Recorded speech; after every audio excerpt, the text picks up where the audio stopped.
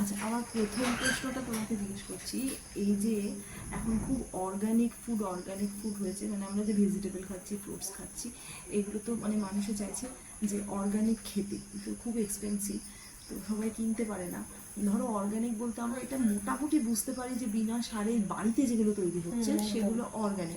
আমার বাড়িটা আমি পাচ্ছি, আর যেটা আমি পাচ্ছি না আমাকে চাষির ঘর থেকে কিনতে হচ্ছে, অনেকটা বেশি খরচা করে।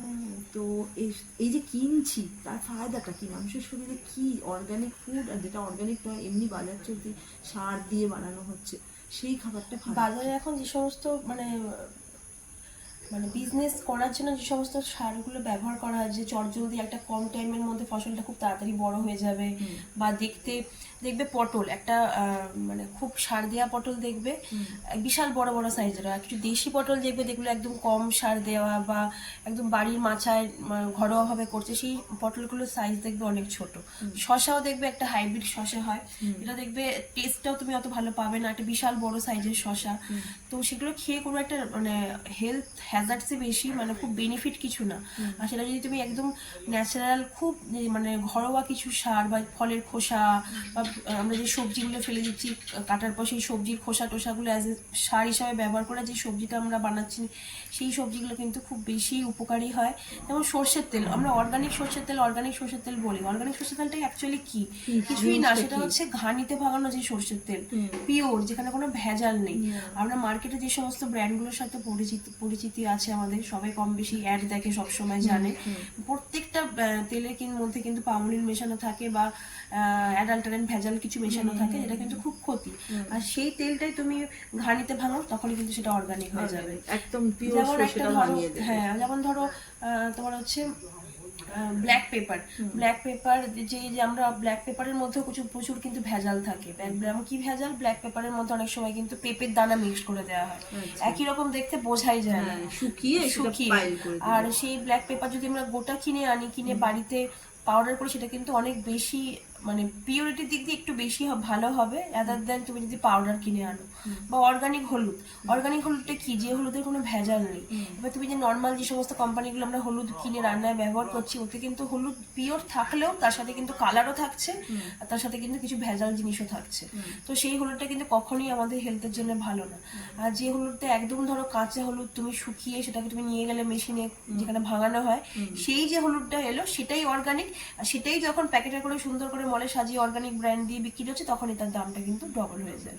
পার্থক্যটা কিছুই না, সেখানে তাদের একটু লেবার দিতে হচ্ছে, বা সেখানে ভেজাল মেশানোর জায়গাটা কম, ওই জন্য দামটা বেশি হয়ে যাচ্ছে। আর যেখানে ভেজাল মেশানো হচ্ছে সেখানে দামটা কমে যাচ্ছে, ওই জন্য অর্গানিক জিনিসের দাম সবসময় একটু বেশি পড়ে। আর অর্গানিক জিনিসগুলো তো আমরা শুধুমাত্র যে মানে সবজিতে পাচ্ছি বা মশলায় পাচ্ছি তা না, অনেক সময় তো ফ্রুটসেও বলে অর্গানিক। হ্যাঁ, ফ্রুটস এখন যে কলা এখন নানা রকম হাইব্রিড কলা, তারপর হচ্ছে যে সমস্ত কলাগুলো কোনো টেস্টই নেই বা নিউট্রিটিভ ভ্যালুও খুব কম, শুধুমাত্র মাঠের পর মাঠ চাষ করা হচ্ছে শুধু বিজনেস করা হবে বলে, বা সেগুলোকে সেল করা হবে। আর যেগুলো আগেকার আমাদের ঘরে আমরা যেরকম কাঁঠালি কলার গাছ বা ছোট ছোট অনেক কলা গাছ লাগাতাম, সেই কলার সাইজ দেখবে বড় হয় না, সেই কলা দেখবে ছোটই হয়, কারণ সেই কলায় কিন্তু অত সার মানে যে সারগুলো আমাদের খাওয়া ভালো নয়, সেই সার মেশানো হয় না। নর্মাল খুব বেশি হলে আমরা হয়তো সবজির খোসাগুলো গিয়ে ফেললাম ওখানে, বা হয়তো কোনো সময় মাটিটা কুপিয়ে একটু ঘরোয়া কিছু সার দিয়ে দিলাম বা গোবর সার দিয়ে দিলাম, জিনিসগুলো চকচকে হবে না, সাইজে ছোট হবে, বিশাল দেখে তোমার অ্যাট্রাকটিভ মনে হবে না, কিন্তু সেটা কিন্তু উপকারী হবে। অনেক ভালো। যেমন খেজুর, অর্গানিক খেজুর হয়, একটা নর্মাল খেজুর। অর্গানিক খেজুর কি একদম দেখবে ডালপালা শুদ্ধ খেজুরগুলোকে প্যাকিং করা হয় বক্সে দিয়ে সেল হচ্ছে। আর একটা খেজুর হয় দেখবে একদম খেলেই বোঝা যায় খেজুরগুলোকে চিনির জলে ডুবিয়ে তোলা হয়েছে, মানে অত মিষ্টি হয় না খেজুর, মানে যেরকম মিষ্টি আমরা কিছু খেজুরে পাই, বোঝাই যায় যে চিনির জলে অনেকক্ষণ শোক করে তোলা হয়েছে আর্টিফিশিয়াল ভাবে। তো সেই খেজুর খেয়েও কিন্তু উপকারিতা খুব একটা বেশি হয় না।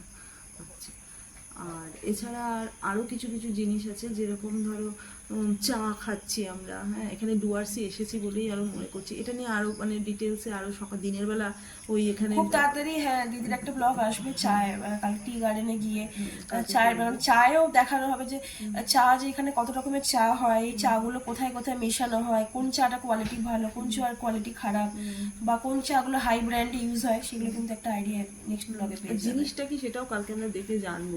গাছ থেকে পাতাটা তুলে কিন্তু শুকিয়ে আমরা নিজেরা খেতে বানাতে পারবো না। না। হ্যাঁ, হ্যাঁ, সেটা কিভাবে, এটাও একটু তারপরে ওই চা গুলো যে গাছ থেকে ছিঁড়ছে তারও তোলার একটা প্রসিডিওর আছে, যেমন তেমন ভাবে কিন্তু চা পাতা তোলা হয় না। একদম একদম মানে খুব সফটলি তোলা হয়, যাতে পাতাগুলো ভেঙে না যায় বা নষ্ট না হয়ে যায়, কারণ এরকম দুমড়ে মুচড়ে কিন্তু চা পাতা তোলা হয় না টি গার্ডেনে। তাহলে কাল সকালে আমরা টি গার্ডেনে যাব, আমরা দেখব। আর এখানে একটা টি বোর্ডের টাটার একটা সেন্টার আছে, সেখানে গিয়েও মোটামুটি একটু আইডিয়া নেব আর ওনার সাথে ডিসকাস আর আশা করি এই ব্লগে একটা আইডিয়া পেলে যে অর্গানিক জিনিসের দাম কেন বেশি আর কতটা অর্গানিক ব্র্যান্ডের অন্যান্য ব্র্যান্ডের থেকে, বাজার চলতি ব্র্যান্ডের থেকে। আচ্ছা, আর একটা জিনিস আজকে জেনে নিই, টুক করে, সময় হাতে কম, আবার কালকে করব ভিডিও। তো সেটা হচ্ছে এই যে বাইরে থেকে আপেল আসছে ওগুলো আর আমাদের দেশে যেগুলো হচ্ছে, ফারাকটা কোথায়?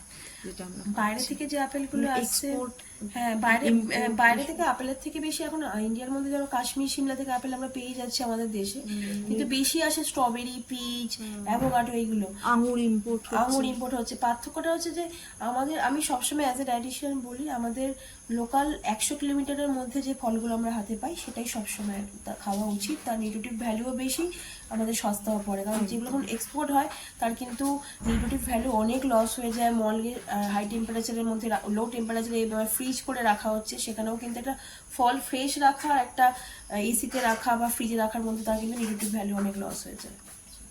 ঠিক আছে, জানলাম। পরেরটা কালকে।